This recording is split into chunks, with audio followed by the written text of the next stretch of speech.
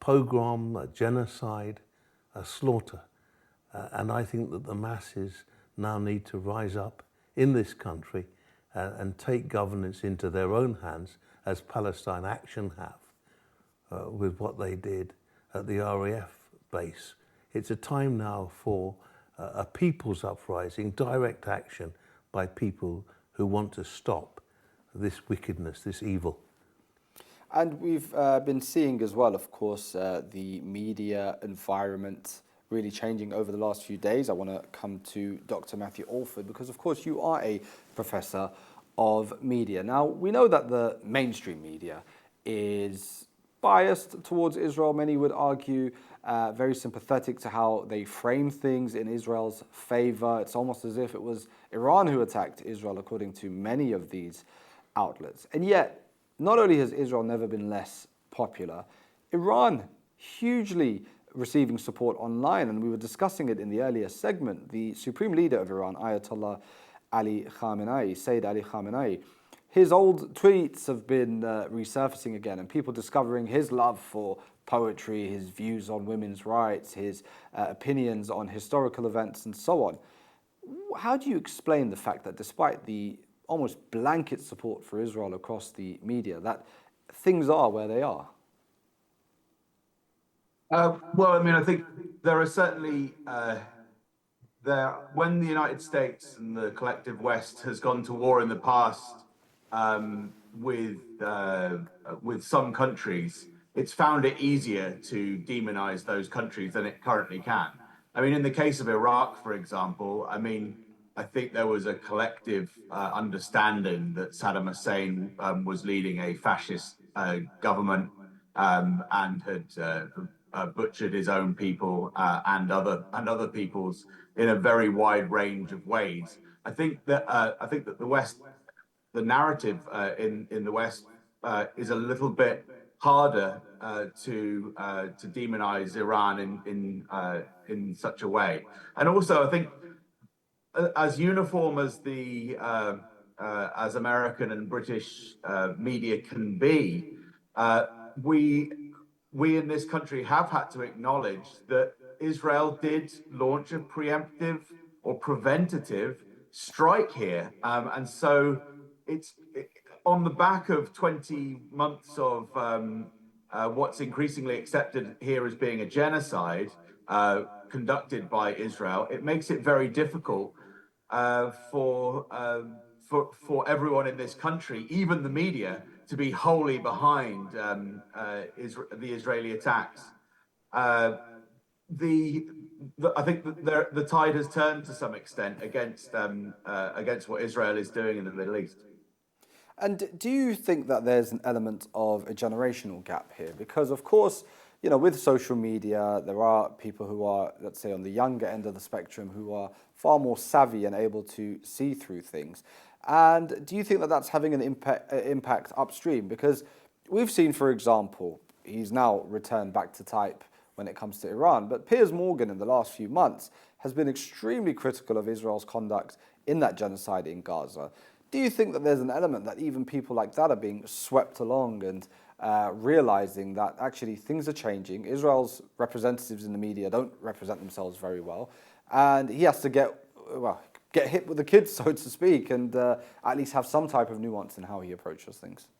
Well, I can make a few points on that. One, I think Piers Morgan has kind of learnt somewhat over the past 20 months or so about the nature of the genocide. And so I think he's developed as a person a little bit there. Certainly, I think his knowledge has increased from what I can see. You asked about the generation gap. I think that there is a generation gap just on the status of Israel. Younger people, certainly in my country, and I think throughout the Western world, are very, very sympathetic to Palestine. I'm sure that's always been the case to some extent. But I think of my parents' generation, people who are in their 60s, 70s, 80s, there was always a great deal more sympathy, I think, for Israel's status as a country that's surrounded by, in a hostile neighborhood, as it's sometimes called. And I think the closer it was to 1945, the closer it was to the founding of Israel, the closer it was to some of those early conflicts in 67 and 73, the easier it was to sympathize with Israel. I think that's very much changed over the past 50 years, and particularly it's changed since Benjamin Netanyahu and of course Ariel Sharon have been in power, because they're really, at least from the outside, they were very dislikable people and figures who say really atrocious things. So the rise of people like Ben Gvir as well has led, and Smotrich has led to a lot of distaste amongst younger generations, I think. I mean, I see that in my teaching, and I think we all feel that. But there's a different thing going on, different assumptions going on with people who are a little bit older, because they have different memories of how Israel was formed. Yeah, absolutely. And like you said, I think the propaganda post-World War II, again, there was only one form of media. So people's access to information at that time would have been less as well. And because of the nature of essentially the victor winning World War II, there would have been that almost uniform sympathy for Israel. And that is changing. And now we are... Yahoo and his headbanger, neocon, supporters in government, attacking Iran. I don't agree with the good professor saying that this was a preemptive strike. Under international law, you can't say to one nation, I fear that sometime in the unspecified future, you may attack me, therefore I have the right to a preemptive strike. That's illegal under international law. It's illegal to attack nuclear sites.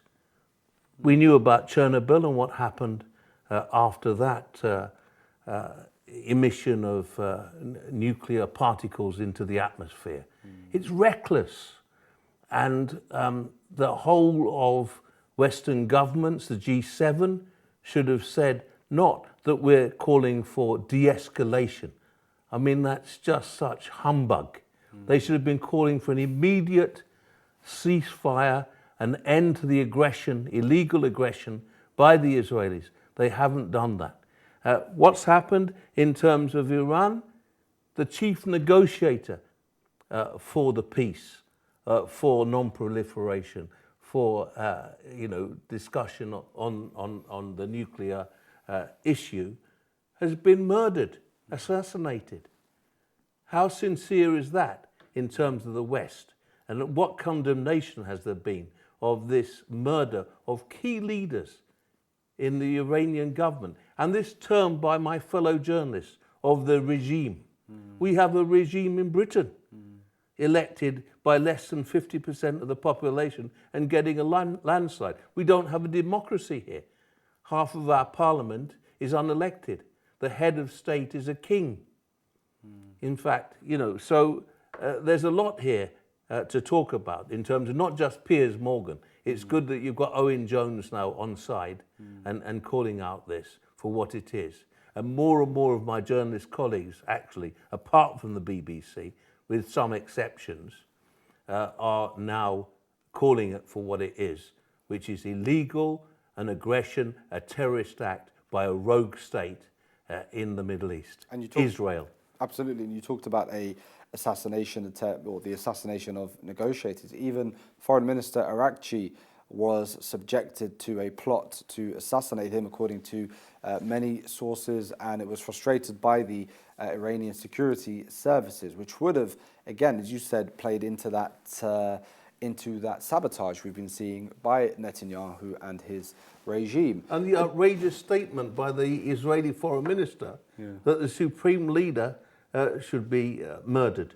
And Putin's now stepped in and said that is a step too far in terms of regime change, in terms of a decapitation of the leadership in Iran.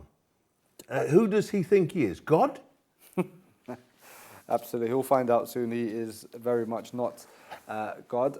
Dr. Matthew Alford, I do want to return to you on this topic of the media. I spoke about British media personalities like Piers Morgan. Something that struck me really this week was seeing the shift in the MAGA base. Now, of course, for many years, you've had people like, well, I say many, let's say since the genocide in Gaza began, people like Candace Owens, people like Tucker Carlson, who were very conservative figures, pro-Trump figures, who have for a long time now been critical of Israel and its conduct and its genocide in Gaza and elsewhere.